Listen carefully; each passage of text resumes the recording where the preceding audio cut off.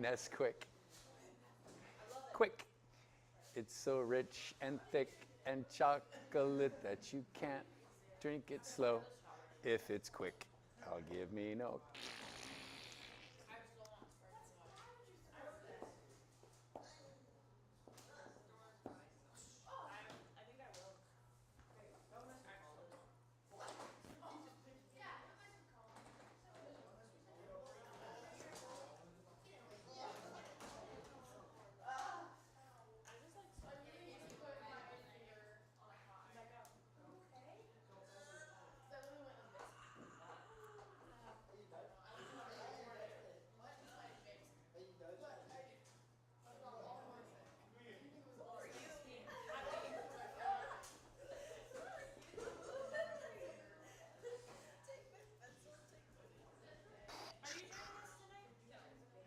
Oh yeah, I might join you guys tonight. Yeah, I was thinking about it.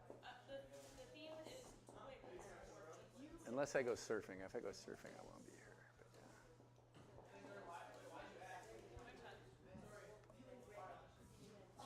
But, Me and Rick? Why is that? Oh, I could be twins with Rick. You know he's like 15 years older than me, right? 15 years. We're a long way from being like the same age. Isn't that funny? I know, yeah. I'm like the mid-zone guy because all the founding elders of this church are all 15 years older than me. And Tony and Jenna and Kyler are all 15 years younger than me. I'm like the mid guy, right? So I'm always going to the older guys going, hey, we need to give these guys more stuff to do and promotions, let them preach, you know? And then I'm always going to the young guys like, just be patient. The whole church will be yours if you can just wait, right? Because you know me, I'm not going to be like, my church, if Rick moves on. I'm going to be like, what are you guys going to do? Right? I'm such a B-type personality. I really am. That's kind of part of my testimony today, too. I was never the I want to be in charge guy. I was always the, what do you want me to do now, Lord? All right. Kind of bumbling along into the kingdom, stumbling into God's will. Stumbling in. Is that it? Are we waiting for anybody? Is everybody else sick or doesn't like Uncle Dain? Basically. Oh, they're all sick. Why, is everybody sick right now? The plague. You know how the plague is spread? Fleas. So figure out who's got fleas at the Anchor House. You just got rid of yours? Yeah, me too. Actually, my cat last night slept with her head.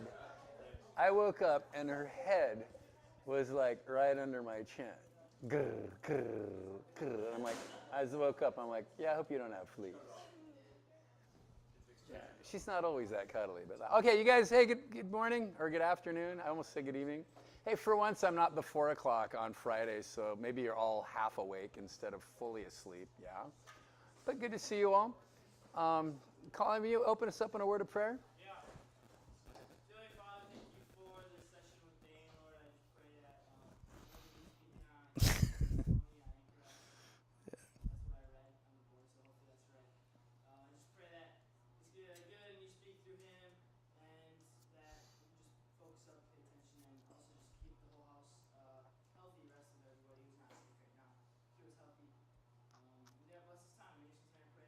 Amen. Hey, so you guys don't need to take notes.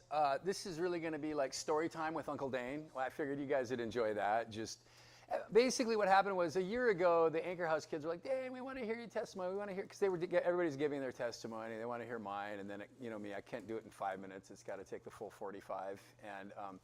And so today, I'm going to just tell you my story, my testimony, also with some fun stories that I just threw in because they're fun travel stories. You might find them interesting is all. I like a good story. I hope you do too. But it's kind of threefold. It's sort of how I got saved. And then it's after I got saved, how I got into ministry. And then, like I said, the third part is a couple stories I just threw in to maybe break up the monotony and make it more interesting. This, by the way, is just a random picture I took. This is in Israel. You know, Jesus lived for 3 years in the town of Capernaum. And I might have shared this with you before, but this is one of the more like actually this is the place where it actually happened locations. In fact, they've unearthed the synagogue from the time of Jesus where Jesus taught for 3 years while he was, because that was his home base when he went across the sea and everywhere like that. Anyway, so if you ever get a chance to go to Israel, you have to go to Capernaum. It's like literally one of the most exact locations where you can actually stand on the spot where Jesus taught. Pretty cool, yeah? Anyways, that's just one small thing that I threw up there. You know, I always like to put some dumb thing up there to get your attention. But I wanted to show you this. This is my, so about 2 years ago, there was one of those hurricanes off here, and they thought it was going to come wipe out Kauai. And I was wiped out by Hurricane Iniki. And so you know where my office is upstairs, you know? Right underneath the roof. And that's what hurricanes do. They tear off roofs. And so I went into my office to remove anything that I thought was valuable to me in my office before the hurricane hit. And besides my computer, that's my front seat of my car. That's what I grabbed. My Bible, a picture of me surfing with my dad or about ready to surf with my dad, my certificate of ordination, right? Did you know I have one of those? Yeah. And my university degree. And then I looked around the office and I'm like, yeah, I don't care if I lose everything else. But those things are very dear to me. They're sort of part of my history, part of my story. When I die, all those things will get chucked and it won't matter to anybody. But to me, those things were like really important. So I just threw that up there because some of those things will actually work their way into my story that I'm going to tell you today. So I grew up in San Diego, California, attending this church. This is All Souls Episcopal Church in Point Loma, San Diego. It is a very traditional church. In fact, I want to show you a picture of what the altar, the inside looked like. Had a really nice stained glass, but it was very what we call high church. So, you know, marching around, you know, carrying the cross and the banner, and the priest wore the collar, and, you know, we had pews, and they had a big giant pipe organ and all that. And so I had to go, you know, I went there every Sunday for Sunday school as part of my dad's rule, which I'll get to in a minute. But I want to tell you one quick story about what happened. We went to the so-called midnight mass, which is actually at 9 p.m. It's not at midnight anymore. But we went to the midnight Christmas mass, and we sang all the, you know, usual Christmas songs and everything. And being about 8 years old, I was just past the age of believing in Santa. Sorry if I ruined anything for you, but Santa's not real. Yeah, sorry, Ezra.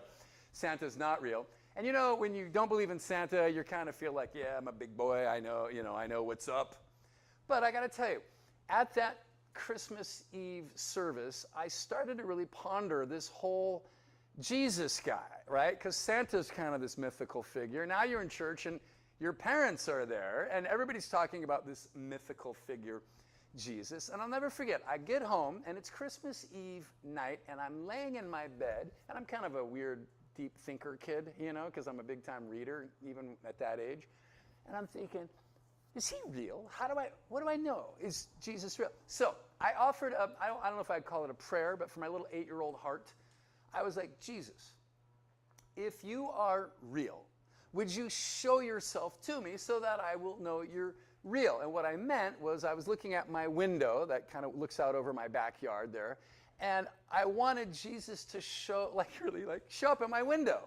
Like, I don't know what, from that point, did I think he would wave at me or whatever? I don't know. I just wanted to see his face. Like, I want to see, prove to me that you're real. And of course, you know, nothing happened. Well, maybe you're not surprised, but I don't know. Nothing happened. And I go to sleep, and I go about my busy rest of my life and sort of forgot about that moment till years later. And by age 12, I got really into surfing, as you know, kind of features a lot. You like that mugshot? That's actually my 12th birthday. I know it looks like Christmas because the Christmas tree, but my birthday's on December 16th, so there's always a Christmas tree around for my birthday. That was my first big surfboard. I was really excited, but there's a problem. See, in California, the waves are really good in the morning till about 10 a.m., and then the onshore wind comes up and ruins the surf. And when you're in school, Monday through Friday, that only leaves 2 mornings to surf.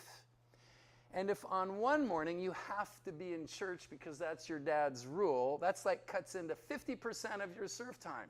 And I started getting really bugged that I had to go to church on Sunday mornings because by the time church got out, the surf was terrible and I couldn't go. Does that make sense? Yeah? So my dad's rule was this. In this household, you have to go to church every Sunday morning until your 16th birthday. Now, I don't know where my dad got that random number, 16, but after my 16th birthday, guess what I stopped doing? Going to church. Yeah, I never went back. Seriously, I stopped going to church 100% because on Sunday morning, especially at 16, you get your driver's license. I was surfing, and I surfed every Sunday morning. And I was all done church, and that's when I got into the party lifestyle. And so when it came time to pick my university, I, of course, picked the University of California at Santa Barbara. And why do you think I picked that university? Duh, good answer. In fact, if anything, I was thinking about this today. The library is like right here, and it has a direct view of the waves. So you could always check the surf even from the library. But I, jump into college life. I'm kind of a big-time partier, but just so you know, my testimony's not the guy that got into drugs and then, with the needle hanging out of his arm and the people pounding on his chest. Oh, Jesus, save me from a life of drugs. I was more what you call like a weekend warrior, But I still always did my homework. I got everything done. I like to party and rage with the best of them on the weekends. But I want to tell you about 3 things that happened while I was there at Santa Barbara. The first thing was after my sophomore year, during the summer, I got an internship with a marketing company in Santa Monica, California, while I attended summer school at UCLA. And this marketing firm I worked for was run by these like young, hip, yuppie, party, but make millions of dollars guys. And I was doing cold call sales, and I connected them with like 6 figures in business, and they loved me. I was like the summer intern who was the rock star in sales. And they said, hey, when do you graduate? And I'm like, well, I got 2 more years. And they're like, no worries. When you graduate, you've got a job with us, and we're going to give you a $60,000 a year salary just so you can sort of get a place to live and get your feet under you. But by your 3rd year, if you're not making $1 million a year, it's because you're not trying. And I was like, puffed up. Yeah, man. By the way, $60,000 a year in 1985, that would be like $120,000 a year now. Does that make sense? Yeah? So I was like amped. So I'm like, bingo, this is my future. I'm going to be marketing in Santa Monica. You're from Santa Monica, aren't you, Ireland? Yeah. Yeah, Comark Communications on Santa Monica Boulevard. I'm sure those guys are, yeah, anyways. So I'm like I go back to school, like I got a job for offer. I'm going to be rich, and I'm going to party with the best of them in Santa Monica.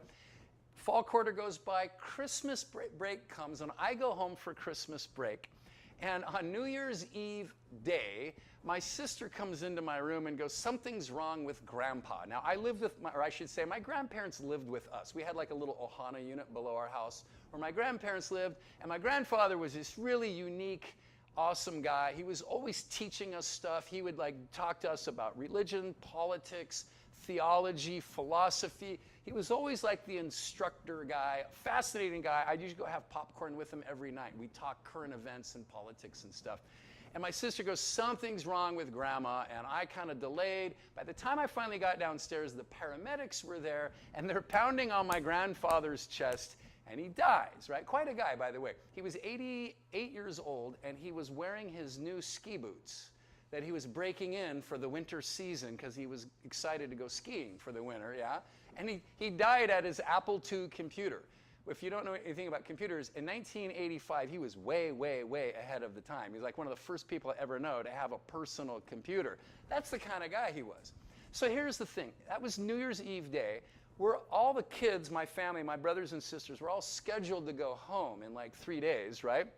So they have to quickly have this funeral service like 2 days later or whatever so that we can all go back to college. So I load up my car, I drive back up to Santa Barbara, I pull into my apartment where I lived. I walk in the door, my 3 roommates are there, and they're like, hey, Dain, how was your vacation? And I'm like, well, it was great, but my grandfather died. They're like, oh, that's too bad.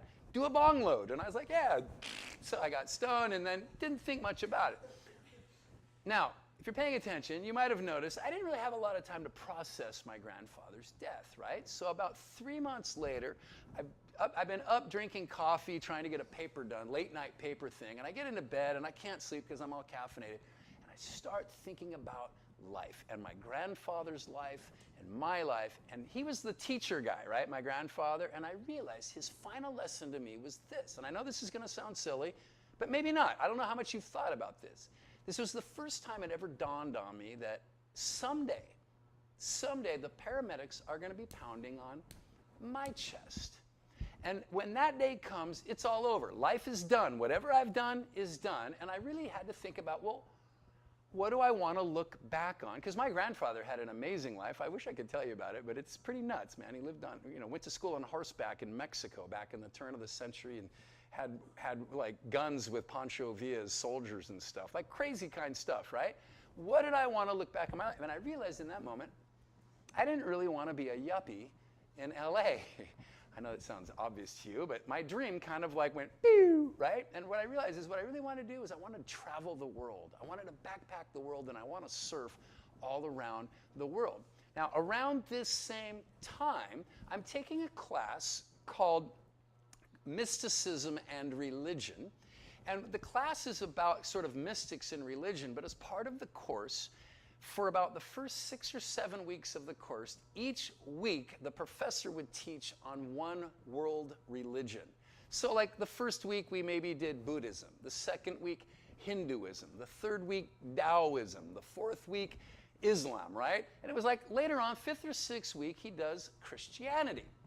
And I remember thinking, oh, this will be easy because I was raised in the Episcopal Church. And I'll never forget this. When this professor explains what Christians believe, and he goes into the whole thing about sin and the atonement by blood and all the stuff that I've been teaching you guys with Leviticus, right? Blood and sacrifice and Christ's sacrifice for sins. I was going, wait, what? Like, this was like news to me. Like, I didn't recognize any of this from my Episcopal teaching. But what I did realize is, quite frankly, that's not what I believed.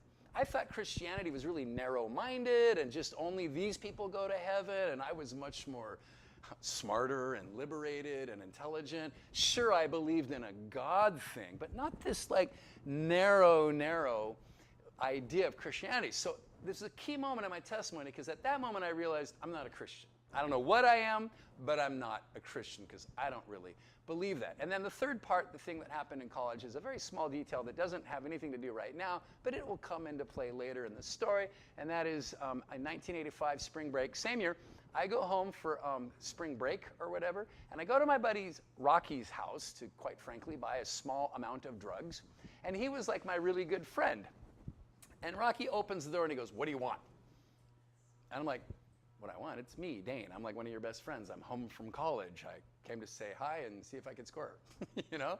And he goes, "All right, you can come in, but then you got to split." I'm like, wow, that's so weird, like kind of heavy. Well, I come inside. Well, it turns out there was like a major drug deal going on inside. It was cocaine, in case you're wondering what it was. And he says, "I want you to meet my 3 friends from Kauai. This is Creature and Mike and Kurt Smith, the twins." Remember that name? Creature. He comes up later in the story. And I'm like, all right. And then I got my drugs and I got out of there. And 2 years later, I graduate from college and I make good on sort of my promise that I made to myself after the death of my grandfather. I get, the first thing I do is I go spend the whole summer down in Baja, California. There I am camping on the point there. And I thought you guys might enjoy this picture. We were actually stuck in the middle of nowhere, halfway between the Baja Peninsula, halfway between the Sea of Cortez and the Pacific side. We're 6 hours from like the nearest highway right there. And I'm a little dirty because we had to dig ourselves out of that mud pit right there. But then I basically get on the, what I call the hippie backpack across Europe thing.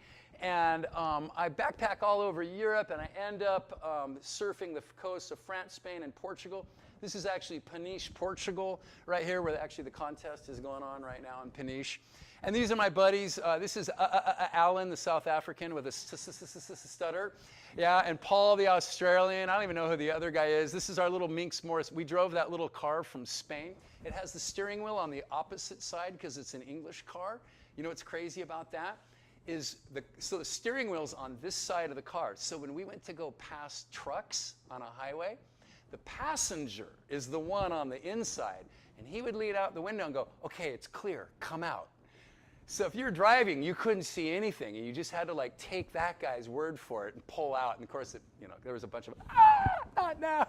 It's crazy times. Anyways, so I hang out there in Europe, but because the South African guy, he's the guy that basically goes, bro, you should go to South Africa. There's no Americans there. And I go, really? He goes, how many people do you know have ever been to South Africa? And I'm like, none. I don't know anybody. He goes, exactly. Where's everybody going? I go, Australia. Everybody was going to Australia. Nobody was going to South Africa. So I went home, worked as a ski lift operator, saved up some money, and then in 1989, I moved to here. This is South Africa, a little wave called Jeffreys Bay. This was the view from my room. And I worked at a little hotel called the Atlantis. This is me in my little quarters in the Atlantis there. And I meet a girl from Australia, and we really hit it off. But meanwhile, the hotel that I'm living in, there's two couples living there who are from Kauai. You know where that is? Out on the west side, yeah? In fact, one of the guys I actually saw today out on the west side, he actually met him. He was staying in the hotel where I worked. And one of the gal from Kauai set me up with the Aussie girl. And then at the end of the winter, the Australian girl wanted to go with me back to California, but I didn't ever want to go back to California. I wanted to go to Australia. And this girl from Kauai says, well, why don't you guys move to Kauai?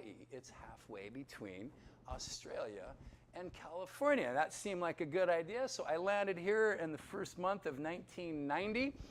This is me in my little Subaru car that I had. That's Polihali Beach, the day that we invaded Iraq, whatever, some reason I remember that. But here's the thing. Oh, whoops, drugs, never mind. So, yeah, we'll just, that'd be a little distracting there, yeah. But here's what happens. I have what I would call a hard landing on Kauai. Everything goes wrong. It sounds wonderful, right? Except here's the thing. I didn't come here with much money. I thought I was going to get a job right away, but I actually had more trouble getting a job. I finally really ran out of money, went broke before Bob French hired me as a busboy at Brennickey's. And I was so broke that I was doing what they call bus tub eating. You know what that is? That's like when you clear a plate. Would you like to take this home, ma'am? And she's like, no. And you go in the back, because I didn't have any money. I didn't have any food. I was eating scraps, wrapping up steaks in foil, to bring home because I was so hungry. And then I was living in a shed, literally a shed with an outdoor, outhouse thing, right? No car. I'm hitchhiking to Brennickey's every day, and I'm trying to save money so I can get an actual apartment because my girl's coming from Australia in like a month or two. And I'm thinking, oh my gosh, I can't hitchhike to the airport, meet her at the airport, and then hitchhike with her back to the shed. What kind of loser am I? And so I finally get enough money to get a first and last down payment, and I get ripped off. I lose all my money, and I'm super bugged. I go to my friend's house to borrow his phone because I was going to try to see if one of my friends would wire me some money. And I call my buddy. He goes, hey, sorry to give you this bad news, but one of my roommates from college had got killed in a car accident. And man, I go back to my shed, and I hit pretty much, for me, rock bottom. Nothing's going right. I'm the guy that, you know me, right? I'm pretty confident, and I'm outgoing. I make things happen. I've traveled all over the world. I know how to get jobs. I know how to, and everything's going wrong. And so for the first time since I was a little kid, I get on my knees, and I'm like, I don't know what to do, right? So I'm like, are you there, God? It's me, Margaret. No, it's me, Dain, are you there? Is there a God? God, if you're real, I actually need help. I need a house and a job, a real job, and a car, right? So that's my big prayer, and I go to sleep. And within 8 days, I have the best job I could have ever got. They told me there's no way they ever give full-time bellman jobs at the West End. And it's a long story how I got that job. I got this great job. One of my last nights as a busboy, I'm down here at Brennickey's, and there's a guy at the bar going, does anybody need to buy a car? And I was like, I need a car, but I just got ripped off. I got no money. And the guy says to the bartender, is this guy good for it? And the bartender goes, yeah, Dain's a straight shooter, yeah. So he gives me the keys to his car and his address in Washington and just says, send me the money when you get it. I'm like, what? And then Wait, what was the thing? Oh, yeah. And then I'm standing in line at the bank a few days later to deposit my cash tips, right? And this guy taps me on the shoulder and he goes, hey, man, aren't you Rocky's buddy? Remember those pictures in Baja? We had met in the middle of nowhere in Baja. He goes, yeah, you don't remember me? I'm Bob, you know? And he goes, hey, man, you looking for a place to live? I go, oh, boy, am I? He goes, man, I got this killer 3-bedroom pad in Kauai, but I need a roommate. And I'm like, Bob, I'd love to be your roommate, but I have no money. I just got ripped off, but I just got hired by the West End. And he goes, oh, I'll front you first and last. So all of a sudden, I got a car. I'm in my 3-bedroom house in Kauai, and I start working at the West End over here in Lihue, making big-time money. And I'm like, wow. Ask God, and he comes through. So here's the catch point. Oh, by the way, pick up my girl from the airport. She's all excited. I got a nice house, a car, and a job, and everything, blah, blah, blah. So I was so dumb, I thought, well, how do you pay God back when God does something for you? So my first day, I'm at the West End.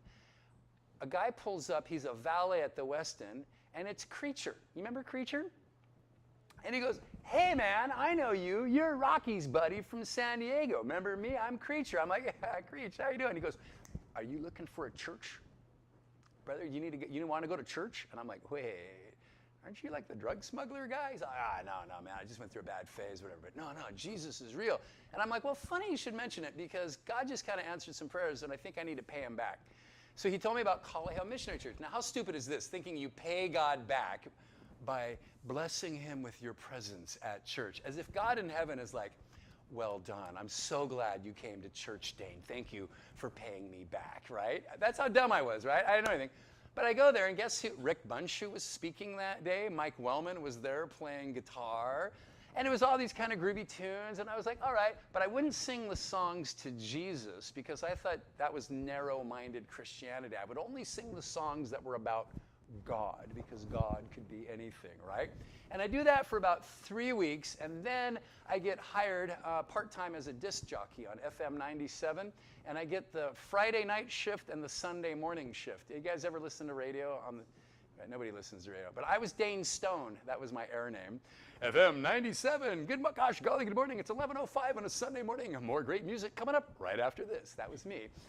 So I didn't go to church anymore. I stopped going to church. And then a funny thing that happened was my Australian girlfriend, she would never come to church with me. She said, oh, I don't actually believe in God. I don't believe in any religion.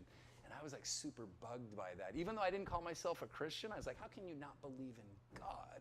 And so that was pretty much the end of our relationship. And her visa ran out. And she had to leave, which was a good thing. So what do? I save enough money to go back to South Africa. And I'll try to speed this up. But basically, I used to go back and forth because, you know, the seasons are reversed, right? So summer here is winter down there. So what I started doing was endless winter. I would work here in the winter and save money, and then I would go to South Africa in the summer here while it was winter down there. And I go back down to South Africa, and I have some funny adventures there. I'll probably just, I'll speed this up. This is my second trip to South Africa, but Maddie always loves this story, so I had to share this story. We're going to break for a quick story. One day the surf's flat, so we go to Addo Elephant Park to go look at the elephants. Now, I want you to understand something about Addo Elephant Park. It is so not like an American elephant park, right? Imagine an area about the size of from the tree tunnel and all the south side, right? With a dirt road that goes through it. And somewhere in this area is like, 60-odd elephants. And they just sort of like you pay your money, they open the gate, and you're supposed to go find them, right? Well, as it turns out, elephants are actually pretty hard to find, yeah? And so we're driving around, and I'm with a bunch of Aussies, and I wasn't drinking at the time, but they were, and everybody's getting more and more drunk until finally we find, like off in the distance, this herd of elephants away from the road up on a hill. And despite all the signs that say, do not get out of the car. Getting out of the car can lead to serious injury and even death. What do? We get out of the car. So about 10 of us go running up the hill. And the one guy that was kind of the ringleader of the whole thing, my friend Mike Tabling, who was an ex-professional surfer, he's a really interesting guy and a troublemaker. So he was saying encouraging things like, hey, try to surround an elephant. Or get between the mother and the baby. They like that, right? So meanwhile, my one Australian friend he's got a bag of oranges, and he's throwing oranges, and the elephants are eating the oranges, and they're enjoying it. And then at one time, he winds up and he throws an orange as hard as he can. You see the little mark on his forehead right there? Yeah? And the elephant comes charging. And, okay, so obviously that's me on the right, yeah? On the left is Cape Town Craig from Cape Town. Now, just so you know, Craig didn't throw the orange. The drunken Australian threw the orange. But for whatever reason, that elephant went after Cape Town Craig. And so all of us go running back to the cars as fast as we can. And all the elephants, there's about 12 of them, they all ran down to chase us down to the car. And then it was kind of cool. Like the elephants kind of chilled out, and we were all standing on the other side of the car talking to the elephants. And it was all kind of mellow. They didn't kill us. You know, they probably could have. And somebody looks down at Cape Town Craig's leg, and they go, "Whoa, Craig, what's that on the back of your leg?" And on the back of his calf was elephant snot. He was all cut up because the elephant was coming after him. He went running right through the thorn bushes, you know? And the elephants just go right over the thorn bushes. But that elephant had reached out and touched the back of his leg with his trunk. Is that nuts? Can you imagine having elephant snot on the back of your leg from a charging elephant? I just love that story. Okay, fun story. But there is a point to all this. On my last day in South Africa, I go to my friend Mikey Maher's house. Now, this is Mikey Maher. He's much older in this picture. This is a fairly recent picture, but back in 1991, I go to visit Mikey Maher at his house to sell him. He wanted to buy my bike, and my day. I was leaving the next day. I'd had a bike for 8 months or whatever, 6 months. I sell him my bike, and he goes, "Brew, you want to come in for some what we call a braai? A braai is a South African barbecue. Brew, come in for a braai." I go, "Fine." So I come in for the braai. Now, Mikey had become a Christian since I knew him in 1989. We used to get high together. He was a single guy. Now he's a Christian. He doesn't smoke weed anymore, and he has a family and a baby. And I'm like going, "So what's the whole thing about Jesus?" And I start asking him all the typical, why would a good God let innocent people suffer questions? And Mikey literally can't answer any of my questions. He says things like, "I don't know, Brew. All I know is Jesus died for my sins." And I'd be like, aren't there many roads? Don't all roads lead to the same God? And Mikey would say, "I don't know, Brew. All I know is I once was blind, but now I can see." And I'd be like, "Come on, man." So I ask him more questions. Come on. How do we know the Bible's even true? Hasn't it changed a bunch over history? And how do we even know the Bible's reliable? And he'd say, "I don't know, Brew. All I know is Jesus is real." And I was like, I couldn't answer any of my questions. So I'm like, okay. So as I'm leaving, I'm walking back home. Get it? I sold my bike. I'm walking back to my house, and I'm thinking about it, and it dawns on me. I'm the one that's got all the insecurities. But Mikey seemed to have this robust confidence in God. And I realized in this moment, he had something I didn't have. Does that make sense? He was at total peace with what he believed about God and who he was on this planet. I was the one that was like, "What about, how come?" And I had all these angst and questions about God.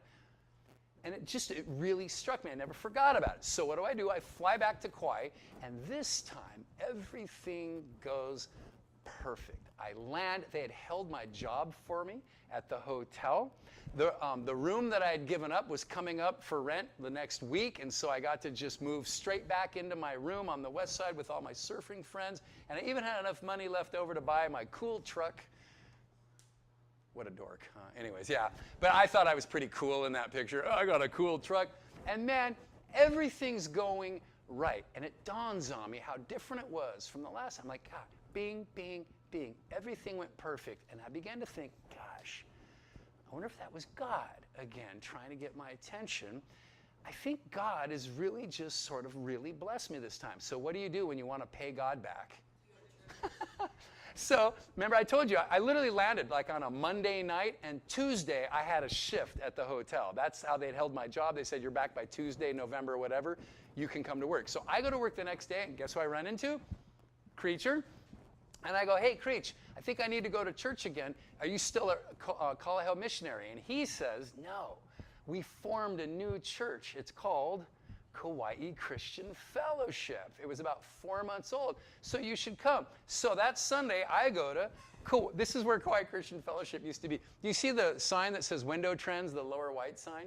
Right underneath that, like straight back underneath, was the original Kauai Christian Fellowship. It held about maybe 80 people. We'd pack 100 in there maybe, whatever. But I'd show up for my first ever service at Kauai Christian Fellowship, and I'm totally blown away at how darn happy everybody is. Like, you know, all these songs that you guys are used to, you know, like forgiveness, and everybody's like singing, and I'm like, why is everybody so happy? And so like, oh, this is so not the Episcopal church that I grew up in, right? You know, where everybody's like, good morning, and then da, da, da, da, da, da, right? You know? and everybody's like, Dain, how you doing? It was all like my favorite surfers on the island. Guys are like, hey, Dain, good to see you. Get any waves down in J-Bay? Yeah, sick, all right. And then the music would start, and I'm like, this is kind of cool. And so the next week, I literally was like, you know, that was pretty awesome. I think I'll just go back to church. So I go to church for about 3 or 4 Sundays in a row. Somebody gives me some little Bible, and I throw it under my bed until December 23rd, 1991, the day before Christmas Eve. I'm home alone in my room. I'm kind of sick. My roommates have all gone to the mainland for the Christmas break or whatever. And I've run out of everything to read in my room. And if you know me, man, I'm a reader, and man, I'll read the back of a cereal box. I'm so desperate to read, right? And I'm looking around my room, I've read all my books, and then it dawned on me, oh, there's that Bible under my bed. And so I literally, it was all covered in dust bunnies, and I start reading. Where do you start? Genesis. And I read the first, 11 chapters till it gets boring. You know, the genealogies. And I mean, come on, if you don't know anything, you're like, really? And I'd like go, well, where else do I know? Where else do I know to go read in the Bible? And I knew nothing about the Bible, nothing. So much so that I don't even know where to go. And it dawns on me, why is that guy with the rainbow afro? You guys don't remember him because he's been in jail as long as you've been born, but this guy used to always get a seat right behind home plate at the World Series games, and he would always get a seat behind the goalposts during the Super Bowl. And you see that stupid afro? And what he would do is he would shake his head, waving the rainbow afro and holding up the John 3:16 sign. And I'm like, oh yeah, why does that bonehead always, have the John? And I was so ignorant. I didn't know there was a book of John. I didn't know 3 meant chapter. Isn't that funny? You guys take that so for granted. That's how little I knew. But I had a college education. I figured it out. I went to John 3:16 and I read, God so loved the world that he sent his only begotten son, that whoever will believe in him would not perish, have eternal life. And at that moment, it was like click. Oof, I almost want to cry. Remember that prayer I said when I was 8 years old? Jesus, I want you to show yourself to me. It's like that prayer got answered 20 years later. I read that verse, John 3:16, and it was like Jesus was in the room with me. I burst into tears. I'm freaking out. I get on my knees, and I'm like, I believe, Lord, I guess you're real, and oh no, And oh, by the way, I forgot to mention this. I was supposed to bring this up at the very beginning of the talk, but do you guys mind if there's one swear word? You guys are cool with that? Okay, okay. Abby's parents aren't here anymore. Okay, good. Okay, yeah. Okay, so I read the whole rest of the book of John. I'm kind of freaking out a little bit. I've had this mystical experience. It felt like Jesus was in my room with me, and I finally go to sleep. I wake up the next morning. It's Christmas Eve morning. I've got the day off. The first thing I think of when I wake up, wonder what the waves are doing, right? So I stand up and I look down and I see on the floor my Bible, and I remember what had happened the night before, and my first words out of my mouth as a new Christian are, oh shit. Now, why did I say that? Because here's what I realized. Christ is real. Like what he had shown me the night before was like they say you can't uninvent nuclear weapons. Like I couldn't not believe in Jesus anymore after what had happened the night before. I realized Jesus Christ is real. And if God came to earth 2,000 years ago and he spoke and people wrote down what he said, I'm sorry, but that's a game changer. It changes everything. And I knew at that moment that my life was going to change. Now, I didn't want my life to change. Why? Because again, remember, I wasn't the drug addict with the needle hanging out, right?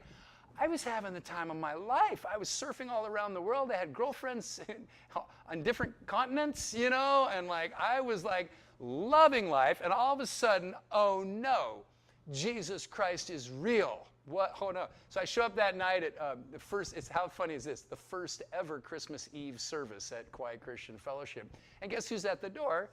Creature. And I go, Creature, I got to tell you, this crazy thing happened to me last night. I was reading John 3:16, da-da-da. And apparently I told him at the time, I go, it was like I was living in dark and God turned the lights on and everything made sense. And I walk into Kauai Christian Fellowship and we start singing all the same Christmas carols that I've sang my entire life. Only, you know, have you guys watched The Wizard of Oz? You know when it goes from black and white to color? It was like that. I'm singing these same songs, you know, Silent Night, Away in a Manger, only now it's like everything's in 3D, Technicolor, real. Like the words are jumping, and as I'm singing these words, I'm realizing I'm singing truth, and I cry the entire service, okay? So I start learning to become a Christian. You know, as you can imagine, I had some things I had to straighten out, and eventually I got tricked into playing worship at a Bible study. A Creature came to me and he said, oh, Dan, good news. My wife, Berlin, she's this Filipino gal. She's going to make you dinner, but bring your guitar, and after dinner, you can play some songs for my Bible study. So I, of course, anything with food, I'm all in, right? So I go eat, and then I start playing guitar at this Bible study. Then Rick Bunshu finds out that I've been playing guitar. And he goes, Dane, when are you going to start playing on Sunday mornings? And I'm like, no, because I'm like still smoking weed. I'm like, I think you got the wrong guy. I didn't want that kind of accountability, you know. I didn't want to be the guy on stage, which is by part of my testimony. I never wanted to be that guy, huh? So I tell Rick, well, not until somebody either gets sick or like breaks an arm and nobody's left, then okay, fine. If you're that desperate, maybe I'll do it. So Rick calls me about 2 months later and goes, hey, good news, Dane. Mike Wellman fell off his shaping shack and broke his leg. You're leading worship this Sunday. I'm like, crap. So I call Mike Wellman, who was kind of discipling. I go, Mike, what do I do? I've been smoking weed, and Rick wants me to lead worship. And Mike goes, can you stop smoking weed? Ezra, pay attention. And I go, well, yeah. He goes, well, if you can stop smoking weed, you can lead worship. And so I became the worship leader of Kauai Christian. You've seen this picture already. Yeah? I become the worship leader of Kauai Christian Fellowship, and I write a letter to my friend Mikey Mayer down in South Africa. And believe me, this is before internet, before cell phones, writing letters. All I wrote was Mikey Mayer, Jeffreys Bay, South Africa. I didn't know his address and put a stamp on it, right? Little did I know, he actually got it. I find out later. But that's when the hurricane hit. So here's Hurricane Eniki taking out the island.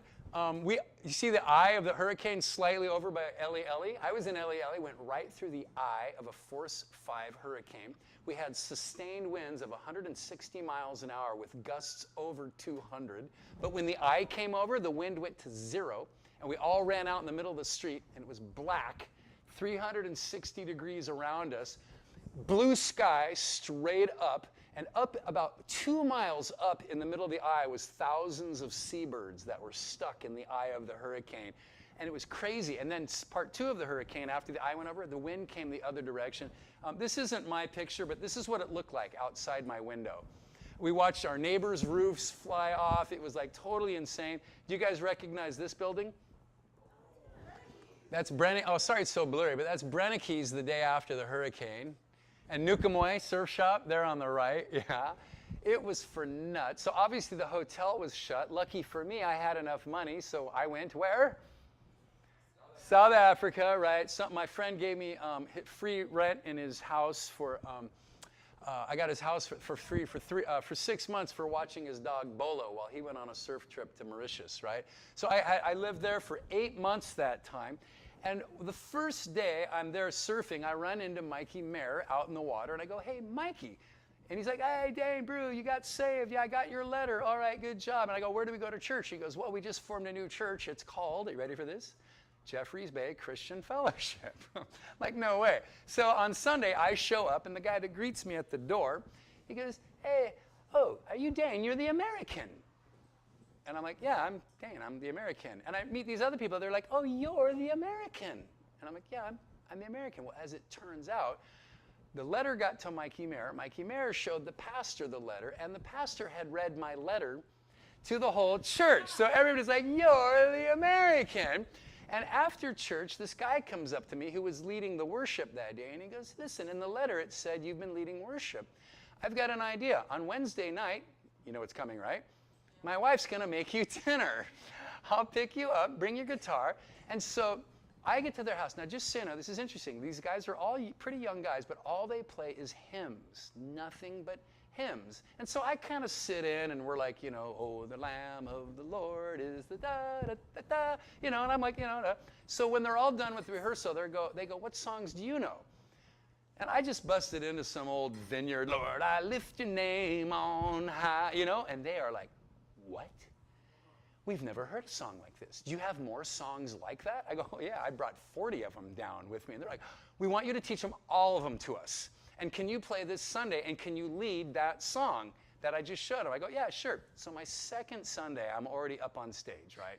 Never wanted this, right? I just want to be the back row guy. Right before the service starts, Robbie, the bass player, he's the guy. He goes, listen, Brew, I've never actually felt called to lead worship. Can you just be the leader today? I'm like, well, you better ask your pastor. So he calls Pastor Dave over, who I didn't know at the time. He's still my mentor to this day. But that's the first time I've met him. And he's this little short guy, and I'm up on stage, and he's like, right then, are you a born again, bathed in the blood, baptized, Bible-believing believer? Or something like that. And I'm like, yeah. And he goes, right. Have you been sent forth by the elders of your church as one who can lead in the worship arts? I'm like, I think so, yeah. He goes, okay, fine, it's Dain, right? I go, yeah. And he turns around to the congregation. Good morning, everybody. This morning, we're going to be led into worship by an American, and his name is Dain. And so I become the worship leader for the next 8 months, right? And I teach them all the new music, which some people didn't like the new music. It caused a bit of a headache, but whatever. Midway through the 8 months, Pastor Dave comes to me, and he says, good news, Brew. You know what's going to happen, right? On Monday nights, my wife, Pam, is going to make you dinner. Now, you got to imagine, I'm surfing 6 hours a day. I can eat. Nothing sounds better than a good home-cooked meal. So I'm like, yeah, awesome. And he goes, and after dinner, I'm going to take you through my homiletics course. And I'm like, all right. What's homiletics? And he goes, it's the study of preaching. So it's a 10-week course. About halfway through the course, he says, oh, by the way, Dain, you're going to want to remember this next point on the day of your final exam when you're preaching a sermon. And I'm like, what? You didn't mention that. He goes, yeah, I didn't tell you that, but you're going to preach for your final exam. And I go, crap. So at the end of the winter, I preached my very first sermon in Jeffreys Bay Christian Fellowship. Now, they had a taping ministry with, remember, you guys are too, you don't remember cassette tapes? They taped my sermon, and without telling me, and I don't know how they got Rick's address, they send the cassette tape to Rick Bunshu. So it takes me a while to get home from South Africa. My dad had just retired, and I was like between jobs, so we went surfing in Baja for like a month or whatever, yeah. And then I end up back here on Kauai. I show up at Kauai Christian Fellowship, and Rick meets me at the door, and he goes, hey, man, I didn't know you could preach. I'm like, what are you talking about? He goes, I got this cassette in the mail. When are you going to start preaching here? And I'm like, crap, right? So I start preaching at Kauai Christian Fellowship. I got 10 minutes, right? Okay? Almost there.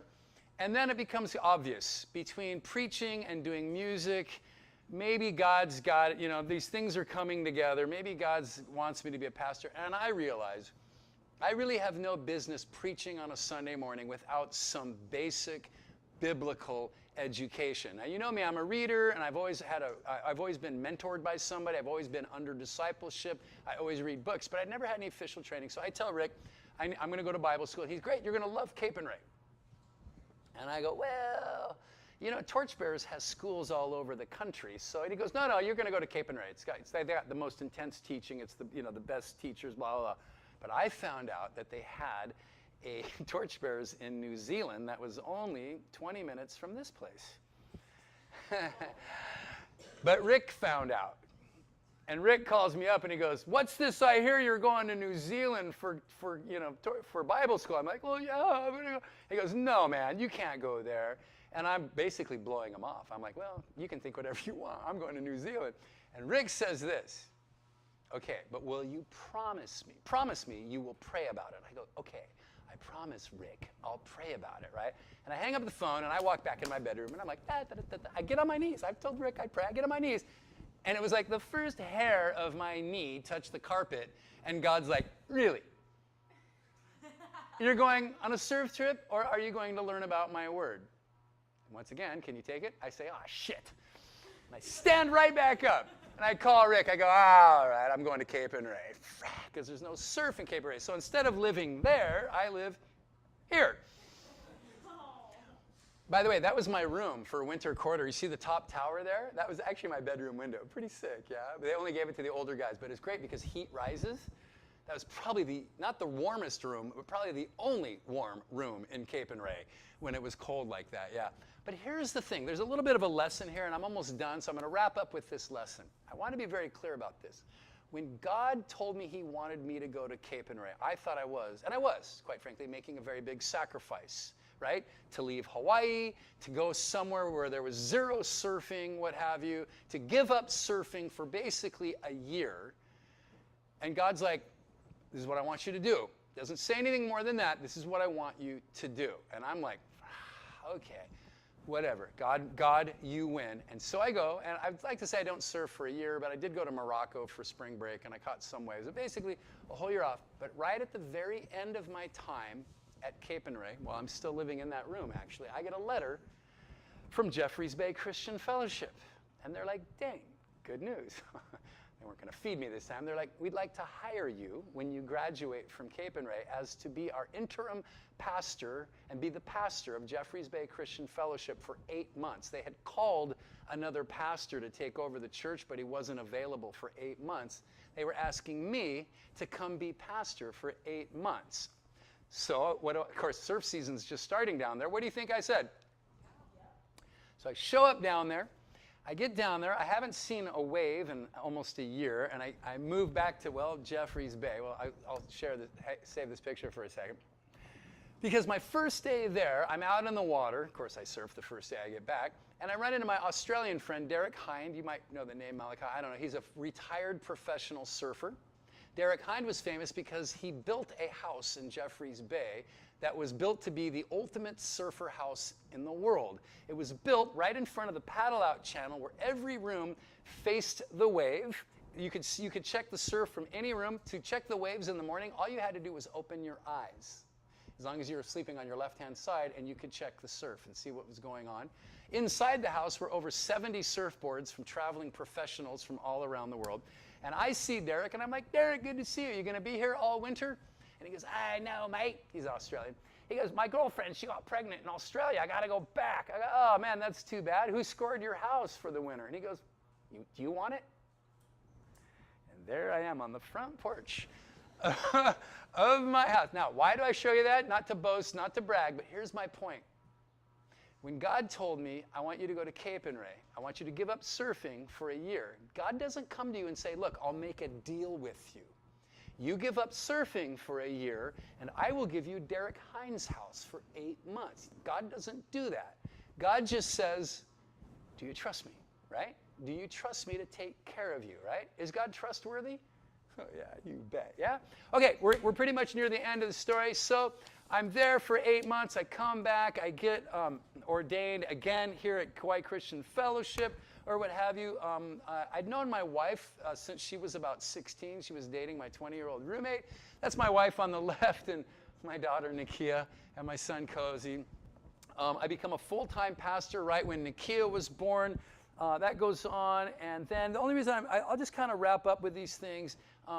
What I love about trusting God in my life, just so you know, you're probably vaguely aware. And by the way, I cut out a whole bunch of stuff. I have traveled to way more places than just here in South Africa. And I don't mean to say this as I boast, but I've been to I'm actually at 42 countries right now.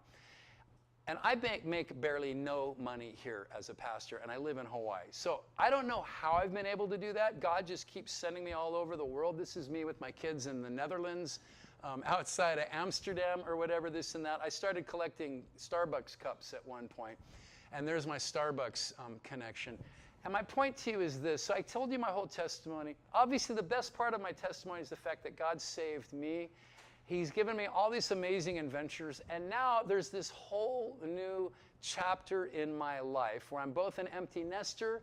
The same week I became an empty nester, I also became a teacher at a Bible school called Anchor House, where I get to hang out and share the Word of God. Look, I'm going to cry. I love you guys so much, yeah? I get to share with you, right, the Word of God. My prayer for you guys, because you guys, your testimony is still like you're just launching. Not like how I got saved testimony. I mean your testimony in your life. Because remember like my grandfather dying and me realizing, oh yeah, you get about this much life on average. You might only get this much, you might get a lot more, but let's just say you got this much left. You have an opportunity to go on an adventure with God. I think you're doing the best thing you could possibly do right now, and that is get a biblical foundation from whence you can launch into the different adventures that God has for you.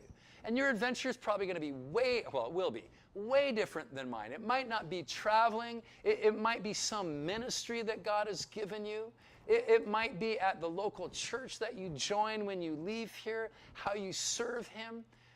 I'm living proof of trusting God is like the only way to live this life on this planet. Yeah, I believe when Jesus says, I've come that you might have life and have it abundant. And sometimes it means you give up stuff and you say things like, oh shit, right? Yeah? Because this isn't what I thought. But if you continue to do what God tells you to do, I'm telling you, it's amazing. It's amazing what God can do and what He will do through you if you just trust Him and follow Him, okay?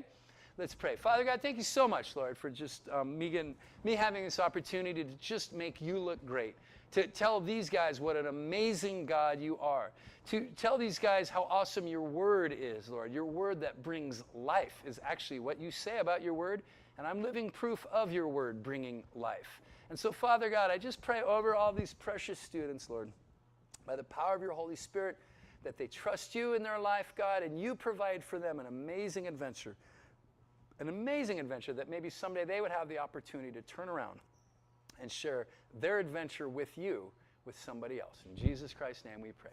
Amen?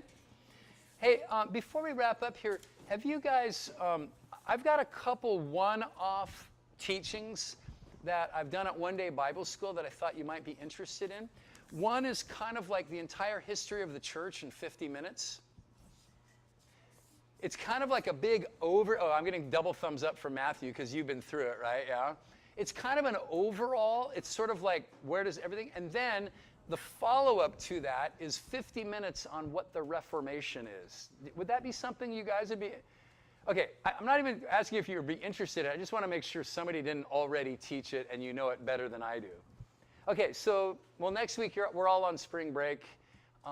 So when we come back after that, we'll do the history of the church and the Reformation. And I don't know what we'll do after that. But have a great lunch, you guys. I might see you tonight at dinner.